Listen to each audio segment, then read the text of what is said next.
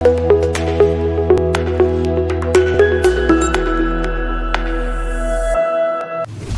હિન્દુસ્તાન વર્ષ 1947 હિન્દુસ્તાનના બે ભાગ પડ્યા, ભારત અને પાકિસ્તાન. અને પાકિસ્તાનના 1971 બે ભાગ પડ્યા, પાકિસ્તાન અને બાંગ્લાદેશ. એક જ દેશના ત્રણ ટુકડા એટલે ભારત, પાકિસ્તાન અને બાંગ્લાદેશ. આજે ભારત ધર્મનિરપેક્ષ દેશ છે, પાકિસ્તાન ઇસ્લામિક દેશ છે, બાંગ્લાદેશ ધર્મનિરપેક્ષ દેશ છે, પરંતુ ફરી એકવાર બાંગ્લાદેશ ઇસ્લામિક દેશનો દરજ્જો મેળવવા માંગે છે અને તે માટેની હિલચાલ શરૂ કરી દેવામાં આવી છે.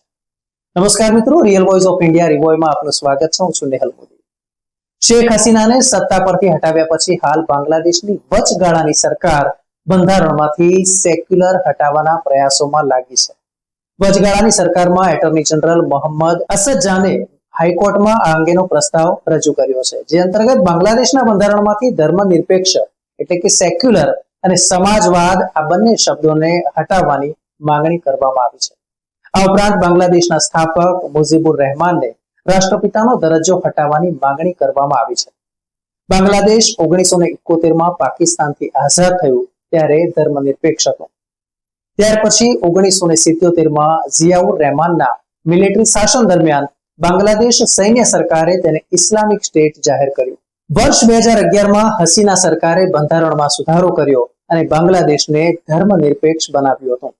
જો કે ફરી એકવાર બાંગ્લાદેશમાં ઇસ્લામિક કટ્ટરવાદી શાસન હોવાથી ફરીથી ઇસ્લામિક દેશ જાહેર થાય તેવી પૂરી શક્યતા છે. મહત્વપૂર્ણ છે કે શેખ હસીના સરકાર પડી જવાથી બાંગ્લાદેશમાં હિન્દુઓ પર હુમલા અને અત્યાચાર સતત વધી રહ્યા છે. ત્યાં વસતા હિન્દુઓ ભયભીત છે. તો બીજી બાજુ જે દેશમાંથી બાંગ્લાદેશ છૂટું પડ્યું એ પાકિસ્તાન 14 ઓગસ્ટ 1947 ના રોજ આઝાદ થયું હતું. પાકિસ્તાનને તેનું બંધારણ બનાવતા 9 વર્ષ જેટલો સમય લાગ્યો હતો અને ત્યાં સુધી તે બ્રિટિશ કાયદા અપનાવતું રહ્યું. 1956 પાકિસ્તાને તેનું બંધારણ જાહેર કર્યું ત્યારે પાકિસ્તાનને ઇસ્લામિક રાષ્ટ્ર જાહેર કરવામાં આવ્યું. બીજી બાજુ ભારત દેશ આઝાદ થયો ત્યારે 15મી ઓગસ્ટ 1947 થયો અને ત્યાર પછી 26 જાન્યુઆરી 1950 થી ભારતનું બંધારણ અમલી બન્યું અને ત્યારથી ભારત એક ધર્મનિરપેક્ષ દેશ છે.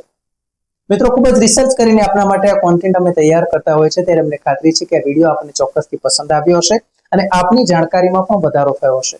મિત્રો, આવા જ માહિતીસભર વિડીયો જોવા માટે આપ અમારી YouTube ચેનલને સબસ્ક્રાઇબ કરીને વધાવી લેશો.